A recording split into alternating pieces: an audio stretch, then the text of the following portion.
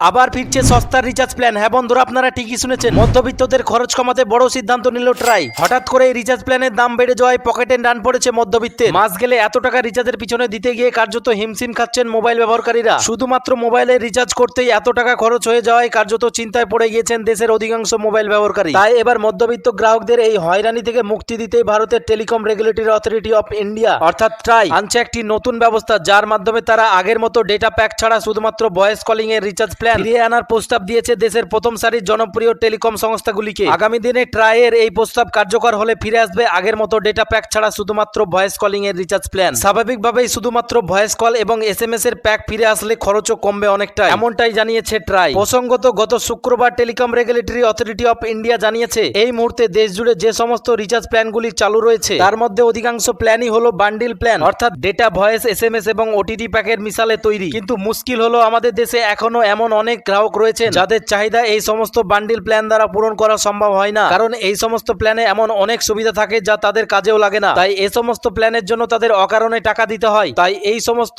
অকারণ খরচ কমাতে ট্রাইয়ের তরফ থেকে এই বিশেষ উদ্যোগ নেওয়া হয়েছে। আজকের দিনে আমাদের দেশে এমনও অনেক ব্যবহারকারী রয়েছেন যারা স্মার্টফোনের বদলে কিপ্যাড ফোনে বেশি স্বাচ্ছন্দ্য বোধ করেন, আর এই সমস্ত কিপ্যাড ফোন ব্যবহারকারীদের কোনো ওটিটি সাবস্ক্রিপশন কিংবা ডেটা ব্যবহার করার প্রয়োজন হয় না। তাছাড়া স্মার্টফোন ব্যবহারকারীদের মধ্যে খুব কম গ্রাহকরাই বান্ডিল প্যাকেট থাকা ওটিটি সাবস্ক্রিপশন ব্যবহার করে থাকেন, কিন্তু তা সত্ত্বেও সুবিধা না নিলেও তার জন্য টাকা দিতে হচ্ছে বহু গ্রাহকদের। আগামী দিনে ট্রাইয়ের এই সমস্ত প্রস্তাব কার্যকর হলে সবথেকে বেশি সুবিধা হবে কিপ্যাড ফোন ব্যবহারকারীদের। জানা যাচ্ছে ট্রাই এই বিষয়ে একটি প্রস্তাব সহ কনসালটেশন পেপার প্রকাশ করেছে। ট্রাইয়ের এই প্রস্তাবের বিষয়ে সাধারণ মানুষের কাছ থেকেও মতামত নেওয়া হবে বলে জানা যাচ্ছে। আগামী 16ই আগস্ট পর্যন্ত সাধারণ মানুষ এই বিষয়ে মতামত দিতে পারবেন বলে জানা যাচ্ছে। তারপর উভয় পক্ষের মতামত বিবেচনা করে সিদ্ধান্ত নেবে ট্রাই। তো এইরকম হলে কেমন হয় আপনারা অবশ্যই কমেন্টে জানান, আর ভিডিওটি ভালো লাগলে অবশ্যই একটি লাইক করে চ্যানেলটি সাবস্ক্রাইব করে দেবেন।